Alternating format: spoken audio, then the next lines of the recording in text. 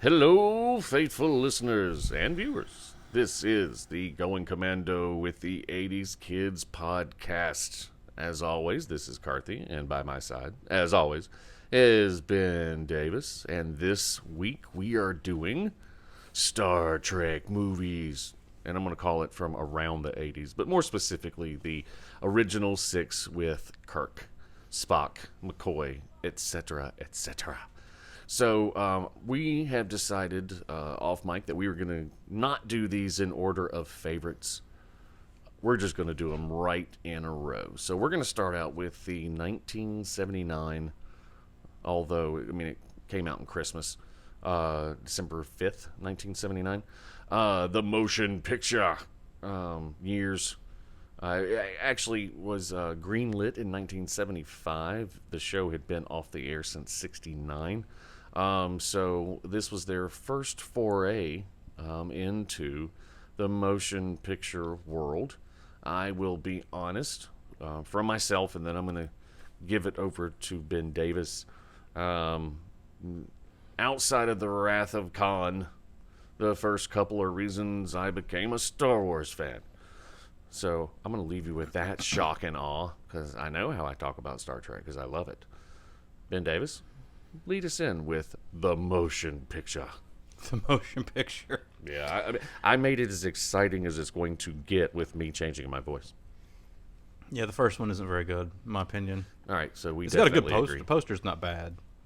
One of the best posters. You're actually right about that. Actually, after I was looking through, reading about them last night, and as I was going through, it would show the poster for each one. Yes, they do the movie posters. Yes, I you're thought right. the 4 had a really awesome poster.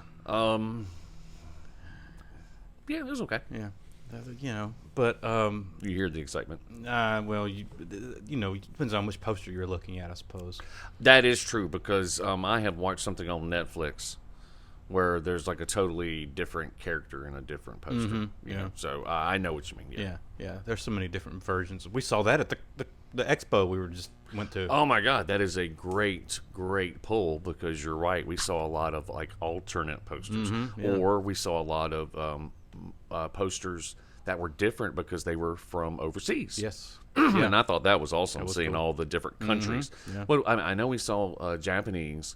We definitely saw Korean. We definitely saw French and German, I think. Yeah, they were all definitely from Europe and the Oriental. It was awesome, because they definitely had a different artwork, featured different people. Not to bring in Star Wars, but the poster for the number 789, so 7 movie, is notorious for not having Finn on it. So, just saying. Yeah. Anyway, Oh, that's right. I remember that now. That was a European thing. was it too? I believe it was. I know for a fact it was Yeah. in China, because I've seen the Chinese poster. Yeah. He is, it's the same thing, but just like a little bit pushed to the right. Yeah. He's just absent. Yeah. So kind of weird, but anyway. So back to the motion this, picture. The motion picture. This is the first we get to see of our beloved crew since they've signed off TV. No, that's wrong. We heard them in the animated series, because it's them. I was gonna say I don't remember when that came out, but I thought that was them. It was the 70s. Yeah. It was, yeah.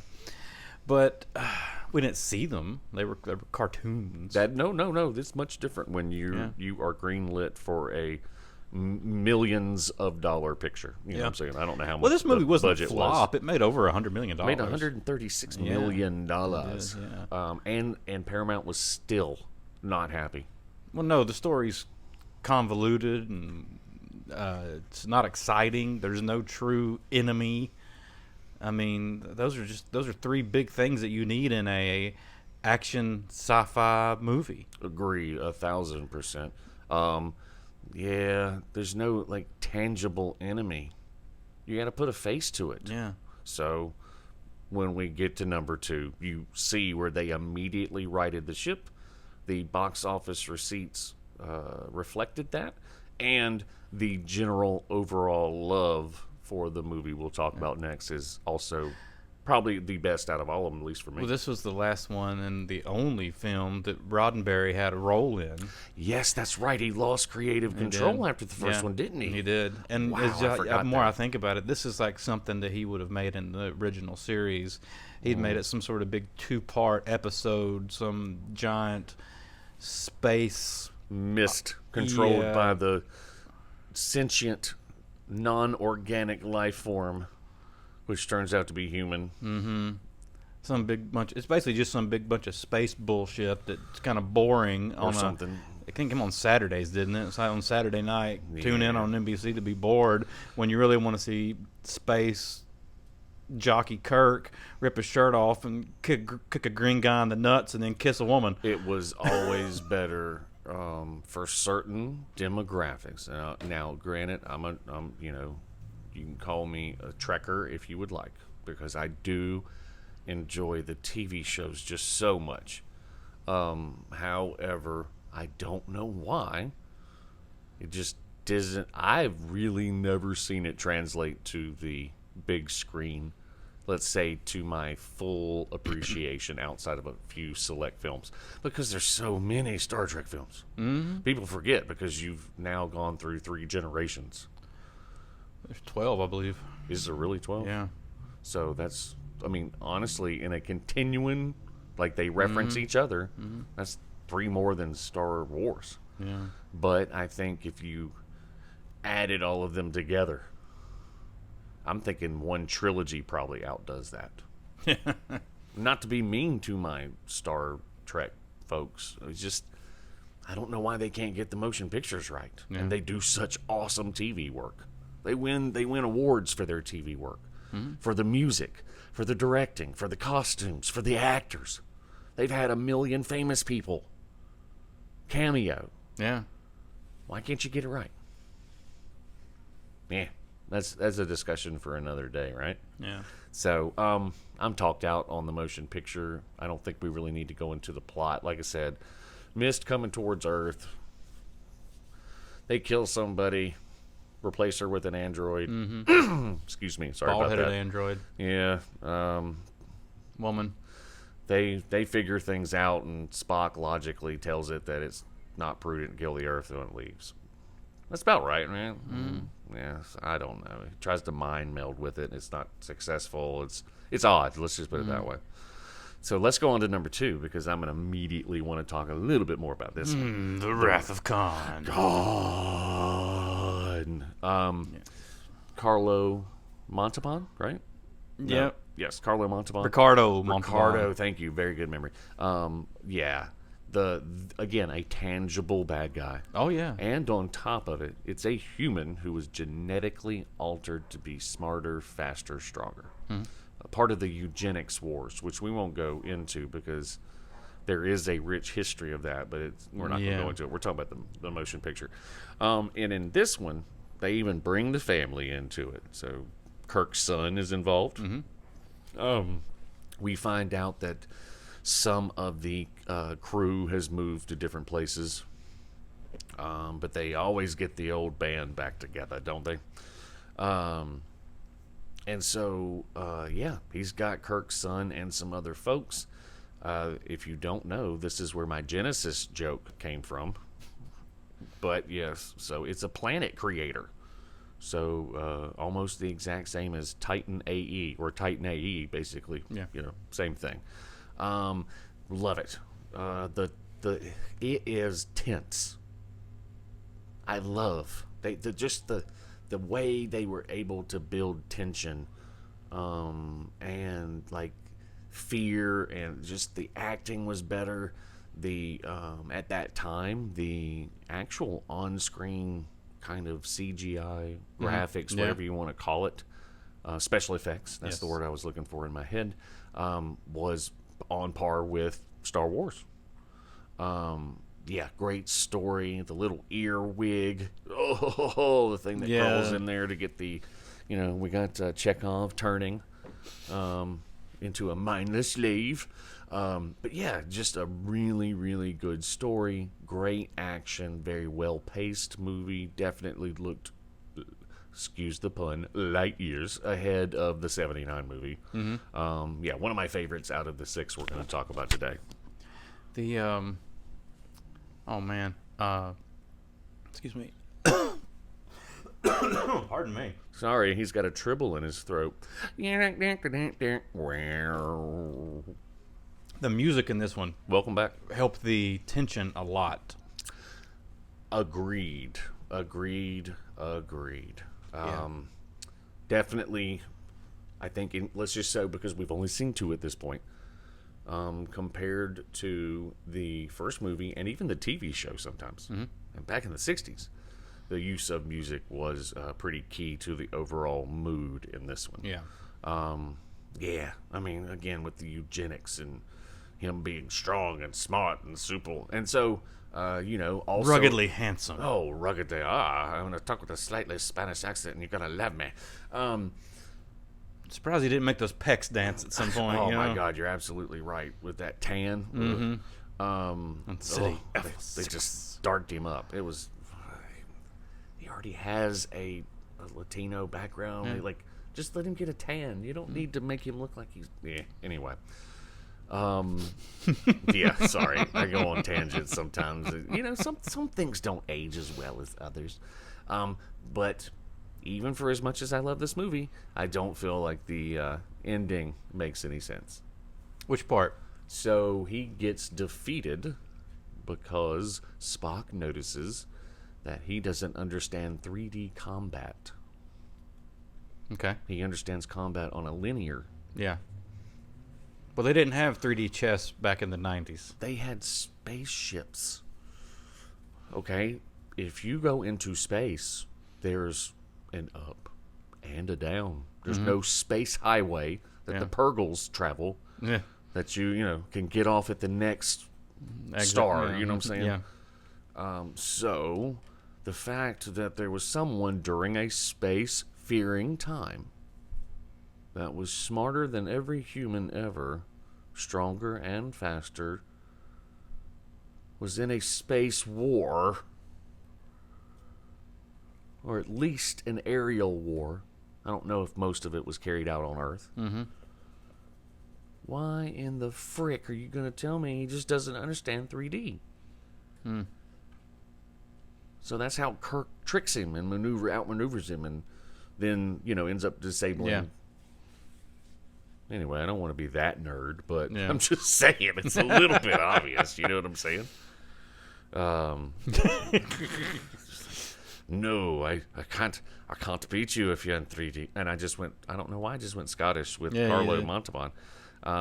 But Apparently Scotty was a little pissed off too. No, I looked at my watch and I saw something that looked like Shrek. I swear to God, my brain just changed over. But it's like 3D chess. You know what I mean? That was also around in the age of Star Wars.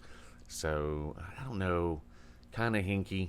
Yeah. But overall, again, of the ones we're about to talk about, my favorite. So I'll leave it at that. And I have over-talked you, so I apologize. Please tell us about your con love or dislike. I mean, yeah, it's good. It's a great movie. There's awesome parts in it. The battle scenes are spectacular. I do wish that we had a actual Con Kirk face-off, not necessarily just a space face-off. Well, they did. They fought. Hand to hand? Yeah, he whooped Kirk's ass in the beginning, and then Kirk kind of whooped him so that they could escape and then have the ship blow up.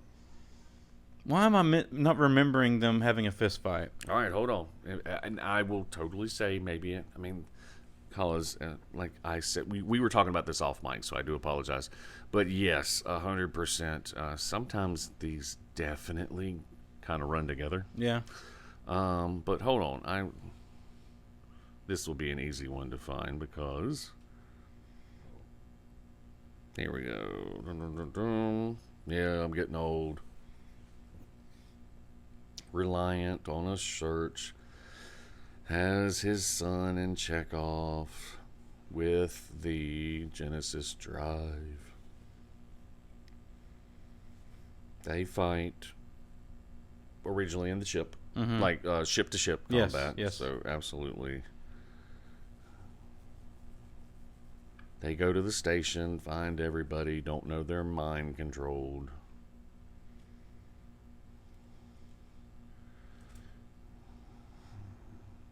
Hold on one second. I'm sorry for dead air, folks. I'm going to keep talking out loud so that you're not just riding in your car thinking that I'm not with you. So Khan's tactics indicate inexperience in three-dimensional combat. There it is. There you go. Hoi, hoi, hoi. Poor tactics. He should have moved his No, rook. I think you're absolutely right. Maybe I'm thinking about the TV show. Okay. No, Yeah. I think that has to be it. I'm Yeah. thinking about the TV show. But no, you're 100% right. Good memory. Good gracious. Yep. Nope, you're right. It doesn't look like they actually... I could have sworn, but you're right. Yeah, because Khan activated the Genesis Yes. stride at the very end, quoted Moby Dick. Yes. And then, yep, that, of course, is the end of the movie, which everybody in the world who is a Star Trek fan will always remember because of Spock's death. Yes. And the quote, "I am and always will be your friend." So something. Was that good? Yeah. Not bad. I mean, I'm just saying, I'm shooting for an Emmy here. Or a Tony. Nope. I'm shooting for a Grammy. Nope. I think don't know what it's I'm shooting called the Potties. for. for Oh, podcasters. if I got a Razzie, do you know what that would Yeah. do for our Yeah. fan base? Okay. It would shoot through the But, roof. yeah, man. I wish that would have been a good payoff somewhere in there. A Kirk and Khan battle. I could have sworn maybe it was the TV show because they did have a version of Khan, but they made him look a whole lot more like Klingon, like with the weird, I like remember. tied back, I like do. dark hair. Yeah. So I might be confusing the two. He looked a lot different on the show. He did a lot different. Yeah. You're 100% right. Had kind of like the weird eye, like Mm-hmm. back in the 60s, you always knew the bad guys because they had different eyebrows, and that is a truth. Go back and watch the TV shows. All in the eyebrows. All right. So, any words? I'm sorry, I might have cut you off because we did go off on a tangent. Any words about the Wrath of Khan? That's my favorite. No, my mom's favorite is the next one. This one I think is most everybody else's favorite. Agreed. It is the most entertaining and energetic, in my opinion. Yeah, it's all. I think other than number 6 is probably the most action packed. Mom's was number 4, but we'll get into those. Yeah, it's almost all moms. But Spock dying at the end is a big piece of it. It makes a lot of people sad, and most people. I don't know if people know this, but Nimoy was getting death threats because of the death. Yes, it was kind of cool to know that Nimoy and even Captain Kirk himself directed some of these movies. Yeah, well, So Kirk could have not directed, and we've been all right. that is very, very true. All right, But we'll get into that was it. Wrath So. of Khan '82, Yeah, so my favorite number and 3. it shoots right into the number 3. Well, which is the Search thing for is, they all Spock. do. I mean, Yeah. for a little while, and so Well, these 2, 3, and 4 are an arc. this could have literally Yeah. been a gigantic movie. Yeah. They pick up right where they Yeah. fall off. So, Yeah. the search for Spock. So, unbeknownst to everyone, but when Genesis went off and they sent the photon torpedo-looking casket down there, somehow Genesis revived Spock. But they revived him as a little Vulcan baby. So, we also find out about McCoy having the mind meld that we didn't Katra. mention, the Katra at the end of the other one. Yeah, pretty cool concept, I guess. It's just a little bit weird. I mean, that's only part of Spock, but I guess the soul and the mind is the Katra, right? Mm-hmm. So I guess, yeah, I mean, if luminous beings we really are, and yes, I went there with a Star Wars quote and a Star Trek thing, then that would make perfect sense. Yeah. So he would have all of the memories, experiences, etc., and we know by the next movie that is the case. I'm not spoiling anything from 84. Man, we're old. I bet this one really burns Shatner's ass if you really go back and think about it. What do you think? Well, this was the first one to where Shatner was going to have top billing, and Nimoy was not going to have second billing or co-billing, and Kelly was going to have second billing. Oh, divorced? Really? Yeah. So what happened? I don't remember.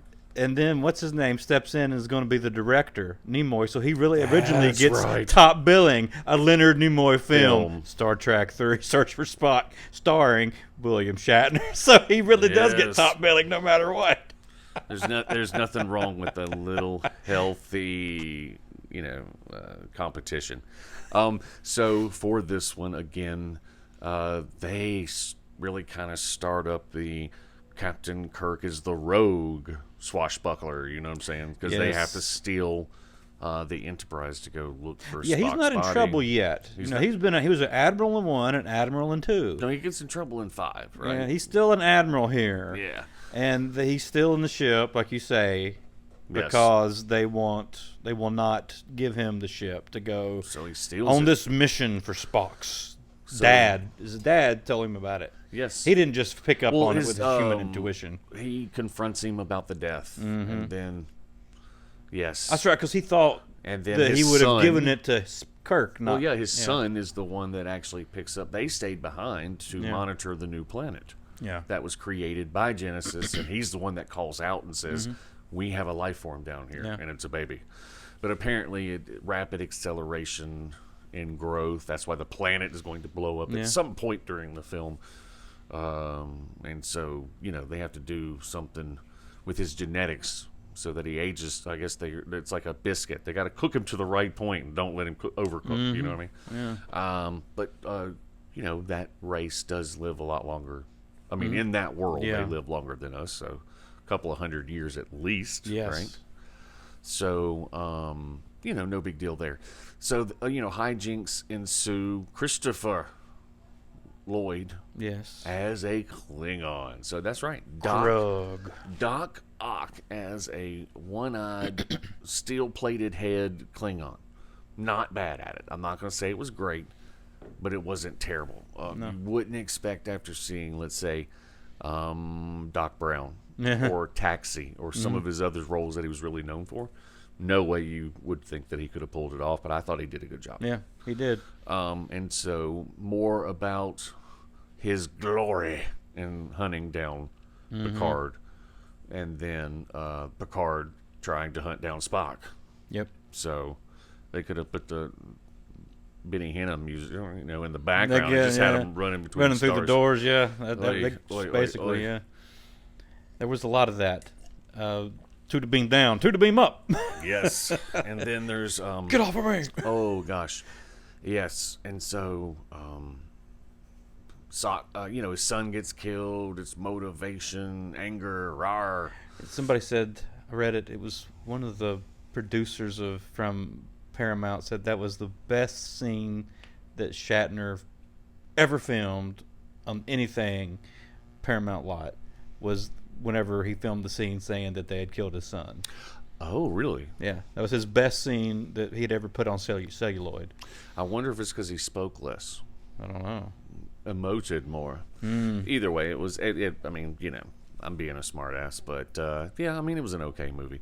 And so with this one, I mean, again, no, you could tell they tried in 2 and 3. They tried.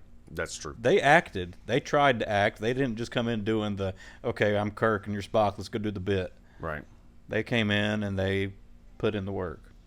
And, well, that is true. No, you're right about that. I will give you that.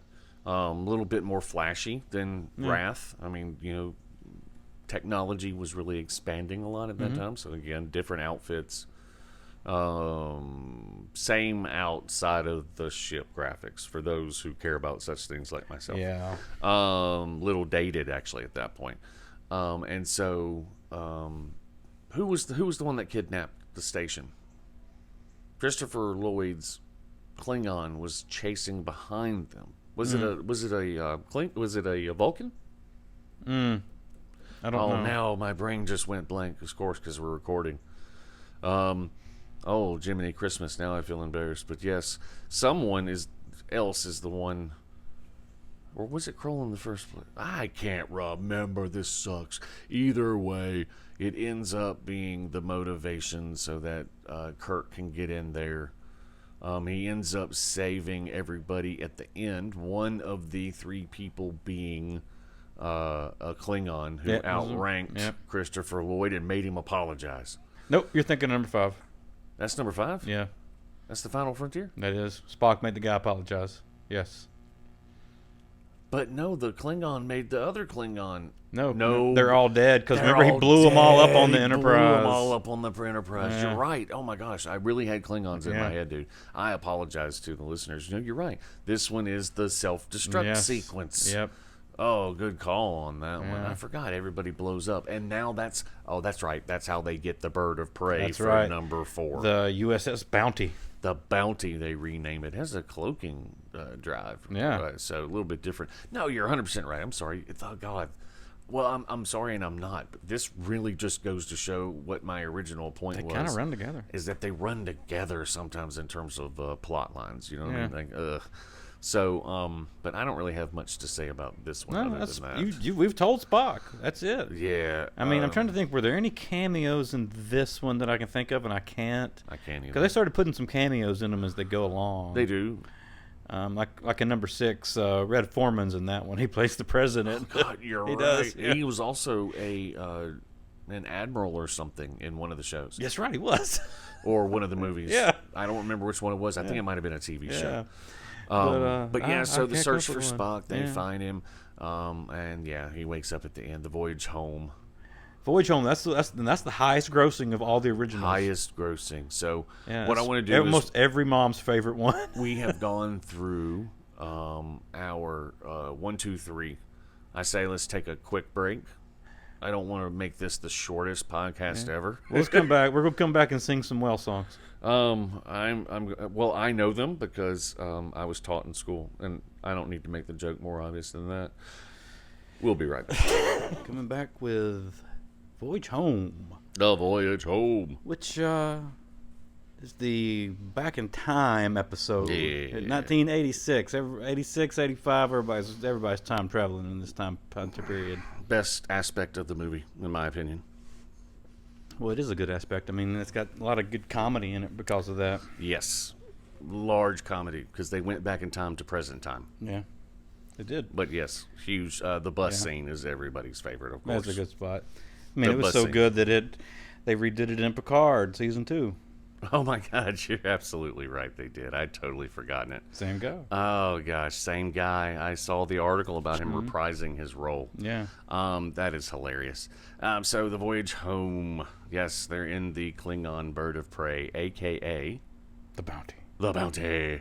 And it's not the. And in this case, they're trying to be the quicker picker upper. Dun, dun, dun, dun, dun. Shh. Because in future world, there's a probe that has come back and is disrupting all of the weather patterns, etc., on Earth. And all it does is put out the cries of a humpback whale with no sad. answer because they're so sad. they're extinct because we're evil, naughty humans. So they have to go back in time, scoop up some whales, and bring them to current time. So the very, very famous scene with Spock underwater, mind melding In his underwear. in his underwear, him having to wear the Daniel-san style karate bandana all the time to hide Out his his ears. pointy Vulcan ears. And so, of course, you go through the movie. Some people have to go to get some radiation. That was Chekhov and Uhura. They That have was to their go- job. They go get the. They go to the USS Enterprise, yep. the aircraft carrier. That's right. And Chekhov, of course, gets caught. Captured because they He think speaks he's with a a Russian Russian spy. accent, so he's a spy. And then some have to go, obviously try to find some humpback whales that they can scoop up and steal. So there's a deadline trying to get these whales before they're released back in captivity or out of captivity into the wild. Yada, yada, yada. They eventually get the whales, they come back, and they save the world. And Spock finally calls Kirk Jim as his memories slowly come back.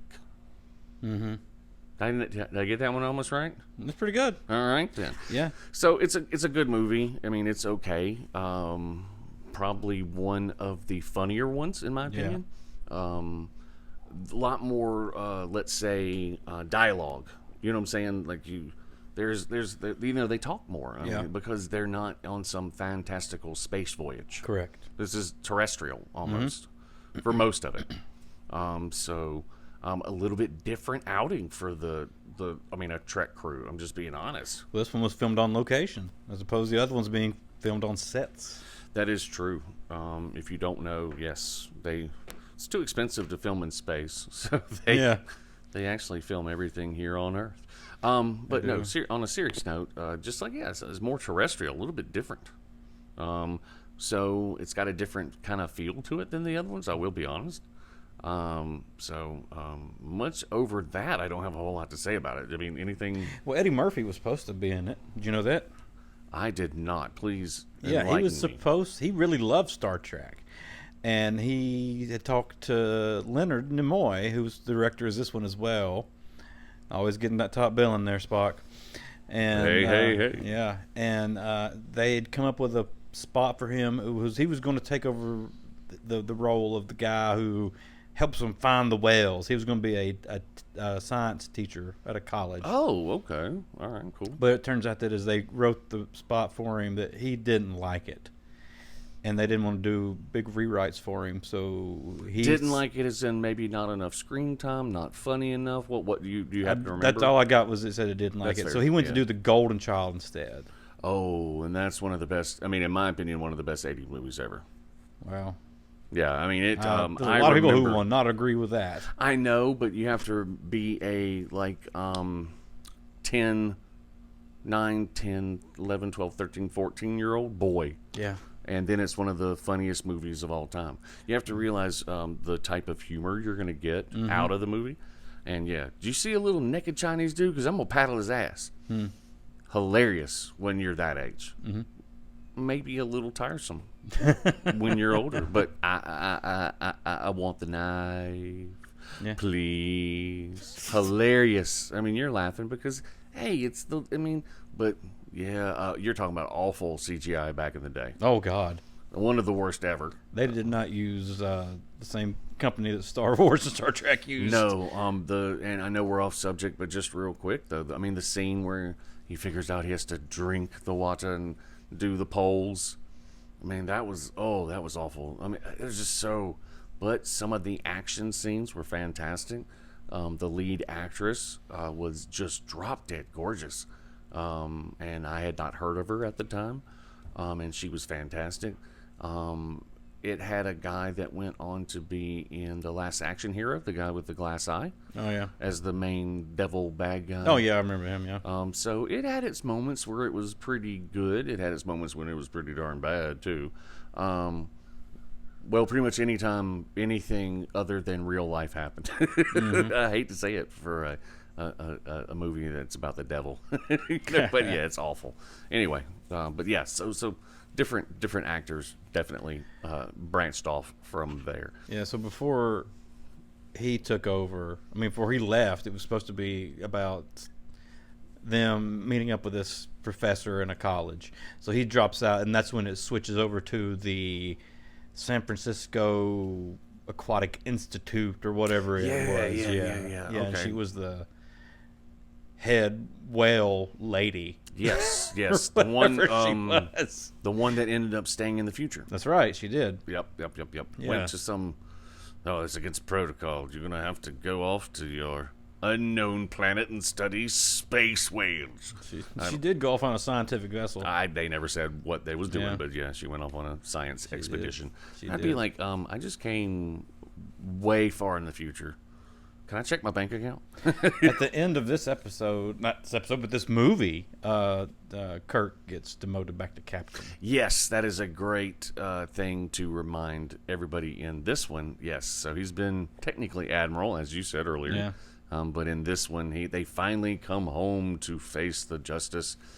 And so they basically waive the charges because they saved the planet, except for one, which was disobeying a direct order from a superior officer. Or in this case, the superior entity. And so, yeah, that's why they demoted him to the captain of the Starship Enterprise. Plot armor. It's wonderful. Yeah. So, anything else you want to add to that one? I think we covered that one pretty well. Fair enough. So Then we're going to go into probably the worst one they've had since the first one. I'm gonna have to agree with that one 1,000%. Which is weird because, number 4 had a little bit more in common with the first one, with having a space probe. Agreed. It was the same thing, like coming to Earth. Yeah, but this one is Spock's brother. Yeah. Cybok. Oh, I forgot to mention. The search for God. Did you lie? No, I just omitted. Yes. So yes, his unknown half brother in the search for the entity that he believes is God, which is at the center of the universe, behind an energy barrier. I mean, I'll be honest with you. I'm no spacefaring man, but I can guarantee you that if there's an artificial barrier keeping me out, I'm going to leave you alone. Because maybe it's not there to keep me out. Maybe it's there to keep something in. Oh, did I just ruin the entire plot for the movie? Yeah, a little bit I did. So, on the way there, Cybok does manage to take people's pain. Yes, that was an interesting concept. I will give you that. That was kind of somehow he does like a mind meld-esque maneuver. He discovers what your deepest source of pain, fear, whatever, and he can make you forget about it or realize it or whatever, so it's no longer holding you down. The big one being McCoy assisting his dad with euthanasia, only to find a cure shortly thereafter. Yeah. So yeah, I mean it can hit you in the nuts a little bit. Spock, of course, he tried it on him and he's like, didn't work. I've already come to grips with this. I'm Spock. And then Kirk saying, no, don't you dare erase that. I need my pain. It makes me who I am. They perfectly said, yes, sir. My pain makes me human. Fuck you. Fuck you now. So just get the hell out of my damn head. That's right. I need this pain. It makes me green- who I am with the ladies. You green-blooded bastard. So yeah, makes little the bit, ladies come to me. he hijacks the Enterprise. And they go because it's the one that can actually make it through. Let me ask you this question. Yo, So the three-boobed chick from Total Recall, you think she's going for Schwarzenegger or going for Shatner? Do you think she's going Captain Kirk or Jack Quaid? I'm gonna be honest with you. I don't think she knows Jack Quaid. I don't think she knows Captain Kirk. She doesn't know either. That's the point. I think if they walk in, whoever she walks up to first, whoever shows up first. I don't. It doesn't matter. Captain Kirk's getting that woman. I don't know, man. Jack Quaid, he was kind of buff, but he's not Captain Kirk. And he's a space spy. But Captain Kirk's smooth. Well, Captain Kirk has the advantage of trekking between the stars. That's right. Jack Quaid gets to go to Mars, and that's it. So True. I don't know, man. Space spies. Chicks dig space spies. You heard it here, folks. I'm just saying. It's just Space captains. Space admirals. Oh, you know what? Maybe if he was... Oh, okay, I'll give you this. If he's in his space best, no chance in hell she goes for space jackhammer guy. How about that? Alrighty.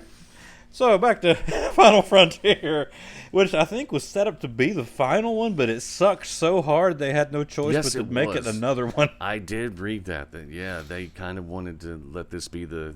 because at that point, I'm sure somewhere in their brains they were really thinking about the next generation. Yeah. Well, so it just came to my mind was it's all in Roman numerals. Yes, they and are. And V is a very definitive Roman numeral. I believe it looks really good on a poster. I agree with that 100%. Yeah. Yeah, and the name, The Final Frontier. I mean, they say it. I mean, they say it every fucking beginning of every show. I agree. And then I'm gonna be honest with the next one with the undiscovered country. I want to be honest with you. Country means terrestrial to me. Well, that was initially one of the names they were batting around for the Wrath of Khan. See, I just don't like the use of the word country in a space thing. Maybe that's just me, and that could just again totally on me for the OCD. But country means like land, terrestrial area. Doesn't mean.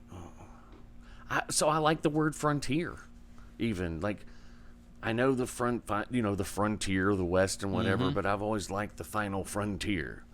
It makes me feel like it's an open-ended thing that never ends. Understand that. If you tell me the undiscovered country, I think of a defined area. Does that make sense? Mm-hmm. Like a defined amount of space. Yeah. Anyway, so any other words about the final frontier? Well, you kind of knocked it on there. There was the young pup Klingon chasing them down, and then there was the high-ranking Klingon, the high-ranking Romulan, and the high-ranking human that had to go be saved by the Enterprise. Yes. Sorry, I did miss that up. Yeah. I did mess that up. Thank you and for at the end catching of that. them, Spock had the high-ranking Klingon make the young pup Klingon apologize. Because they were trying to do peace even at this point. Yes, they were. It was the Romulan Federation, the Klingon Federation, and the Human Federation. It wasn't even the Federation of Planets. That's right. It was literally, around, whatever. However, yes. I don't have much to say about this one either. Yeah, Other than, the plot and then, like, some of the things, I don't feel like I did like the gravity boots. The gravity boots. The flying boots were okay, cool. now that was cool. I was trying to, because, like, each movie, is there anything that notable? Yeah. And really, they made a jump in the beginning in terms of the cinematography. And I just never feel like they knocked it out of the park. Yeah. So, I'm going to let you bring us in on the undiscovered country. This one, I remember specifically, I saw this one. I know I saw 4, 5, and 6 in the theater. I saw all of these on HBO until the undiscovered country. Yeah. Oh, my parents saw every one of these in the theater. Really? Yeah, and I started going with them with number 4. But I definitely remember number 6 because I was like, well, this was like the first one that I remember watching and being like, this was a really good one.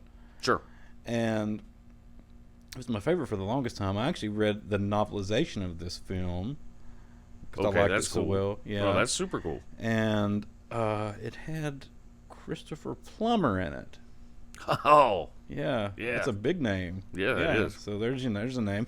Kim Cattrall, people know her as the Vulcan. Yep. Going all the way back to number 2, Kirstie Alley was the Vulcan. Kirstie Alley was the Vulcan. And then we got Kim Cattrall. We had we've had lots of famous Vulcans over the course of time. The female Vulcan has always been someone. Well, in this case, the Vulcan did it. Yes, she did. But I'm going to let you run the plot down on this one. We had Kirk, and they were set to be decommissioned. Decommission the Enterprise. But Spock speaks up for the crew and has them going on a diplomatic mission. Yes. To the high Klingon Council, yeah, Goran, who's the Praxis is just blown up as their mining moon, and it has destabilized all of their life support structures and everything to do with the Klingon Empire. So they have no choice but to seek peace. Sort of like when the wall fell and Russia had to seek peace because they had no more money. One of the most quotable moments is the dinner. Yeah. You've never read Shakespeare unless you've read it in the original Klingon. And when tensions got a little bit higher, and they started quoting people back and forth, someone said something. He went, "Wasn't that your president, 1969?" And he said, "Look, all we need is a little room to breathe." He said, "Hitler, 1942." Mm-hmm. I mean, again, at that Hitler time... Earth, 1942. Hitler Earth, yes. Yeah. Very good. No, you're 100%. But, yeah, like, at that time, that was... And honestly, Bill went on, especially, not necessarily right after, but when Boston Legal. Mm-hmm. I mean, he was known for being, like, a controversial character. Like a sharp-shooting, like, quick-witted... excuse me, I'm so sorry. But it does fit into his profile. So, the most memorable from Boston Legal being the one word. First word that comes to your mind when I say stuff. And it was the beginning, I would say, of the boisterous conservative movement. Or one of the first times. Okay. Because he was like, Hillary Clinton. Guns, yes. I mean, just it was just this diatribe. You know what I mean? Yeah. And again, we don't get into politics. Not going to, don't care. But yes, talking about Bill Shatner in this episode. That's what I'm talking about. So, yes, the first time we see the pink blood. Yeah. I mean, because, it's floating around. Yeah, it was cool. In like the murder scene or whatever you want to call it. What was it? Rapente? Rapente-san. So that was actually a cool little... I mean, the escape and the Klingon prison. Oh, that was kind of a cool little thing. Some people have what I've read that it went on a little bit. I thought it was awesome. That was good. Yeah. I thought the whole story was pretty. Like how he got in a fight with the guy, yeah, and he kicked him in the knee, and they're like, "Why did he go down?" Not everyone's genitals are in the same place, Captain. A quote from, Men in Black. I can't hurt him. Hit him in the chin. He's a Balchinian. Anyway, but yeah. So now in this one, 100%, the graphics went up a notch. Yeah. Another cool scene, of course, the Klingon. That was this one, right? The Klingon court. The circular court, and they referenced the 1950s. Don't wait for the teleprompter. Mm-hmm. That was said to, or who was it that said it? Somebody said it from Russia in the middle of a United Nations or something, world something. I don't remember. Oh my God, history's not my best subject. I do know though, a Russian person like slamming his fist or a shoe or something was speaking in Russian, like about questions like during the Cold War, and literally like screamed out, "Don't wait for the teleprompter. I know you can understand me." So, in this exact episode, the person who is the prosecutor, let's say the Klingon guy, that's the he was like, "Don't wait for the teleprompter. I know you can understand me." Mm-hmm. So, and he was famous too. That's Plummer's character. That's Plummer. Okay, I was going to say, wait a minute, hold on. That guy's got a really distinctive voice. Yes, he does. That's sad of me that I couldn't remember. That's the role that he played, but yeah, that's his. And he did really good, dude. Oh, he was awesome. I mean, this was a pretty darn good movie. I'm not going to say like great, but I would say, my opinion, second on the 6. I can dig that. Khan is more nostalgia. Yeah. And it really is a good storyline. And then the other ones, like I said, that's kind of like where I'm like, but Undiscovered Country definitely brought me back into the fold. Yeah. Again, suits look more like, you know what I'm saying? They just look more modern. Mm-hmm. Ship looks good. They use the transporter to their advantage. This one, again, because they took that, good gosh, 2 through 5 arc. Basically. This one, Star Wars, it definitely continues, but each has a story in and of itself that I think is superior to 2 through 5 here. But now 2 is awesome and 6 is awesome, right? So I don't know, and I don't enjoy the newer movies that much. I enjoy Zachary Quinton's Spock. Yeah. Pike. Sorry. Pike by Kirk by Chris Pine. Yeah. I enjoy that. Urban as McCoy is genius. Yes. He knocks it out of the park. O'Hare, there's no real way to get it, nail her. So having Zaldoa, she's a great actress, and she is definitely known for the genre. So she's awesome. I loved the kid that played Chekhov. R.I.P. Mm-hmm. I hate that he died because I thought he did an excellent job. Yeah, he was good. And then having Simon Pegg as Scotty is just brilliant also because he loves the genre. Mm-hmm. He loves Star Wars. He loves Star Trek. So you can tell he's excited to be there. And that's cool to me. You put all those together and you think it's going to be the most awesome. Oh, they're going to redo it. It's going to be. The movies are just like. Now having Benedict Cumberbatch play Khan was brilliant. Now that was a pretty good movie. It was just different. So much different than the second one. Mm-hmm. Because he beats Spock's ass. Everybody looks at that who's a huge trekker, goes, "Oh no, Spock did it!" Like they are twice as strong as a human, and this guy was a modified human and was every bit as strong and probably smarter and faster. So I understand the eugenics war, the idea that if we don't start keeping up with everything out there, then that's how they kind of describe the way the Klingons change throughout the series, because they're eugenics. Anyway, so I'm going to give this one a little bit higher praise, and you can notice because my voice ticked up, and I'm actually talking about the film. I hate to be that way, but there's some of these. I'm going to be honest, folks. This might be a short one, and it's going to be because we do want to make sure we cover all the different genres. Like, we can't be 80s kids and not talk about Star Trek.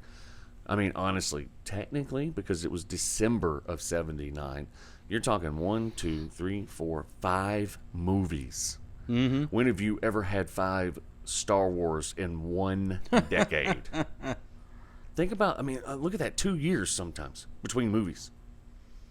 That is unbelievable. That's a tremendous amount of merchandise, movie tickets, etc., etc., etc. So they love their fan base because they put the product out. So you can get excited about Star Trek stuff. You can get excited about certain movies. However, some of these movies, I'm gonna just go ahead and say it, they didn't age well. No, they didn't age well. Undiscovered Country aged well to me because it has nothing to do with what's going on here whatsoever. All these other ones are very Earth-centric. This one doesn't. This is a fantastic story about our characters on one of their adventures. Yes. No political, no geo, no nothing. Nope. You know what I'm saying? No save the whales. No save the whales. No nuke the whales. Yeah. You know what I'm saying? Eugenics and, we're going to create a new Earth, blah, blah, blah, blah, blah. No, the Undiscovered Country is fantastic. And The Wrath of Khan, even though it starts the whole Genesis thing, it's still more about, 2 captains going at it. You know what I mean? And that's, at least for me, more of an intriguing storyline. So I can get down with those two. Those one's are almost like the Undiscovered Country is almost like a good episode of Law and Order. Chung chung. Yeah, it does because it has a little bit of that in it too. Yeah, because he's got Worf as their counsel there when they're think about that.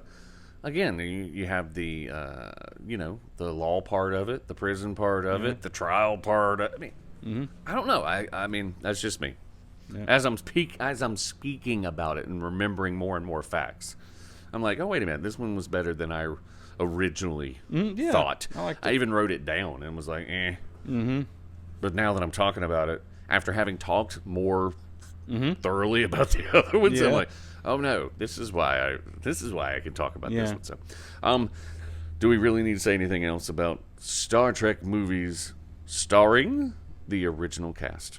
Original cast? No, I don't guess we do. Or the original series cast. I expected it to be more, but it's not. It really isn't. And like I said, we get verbose sometimes, dude. Or I get verbose, and then you have to rein me in.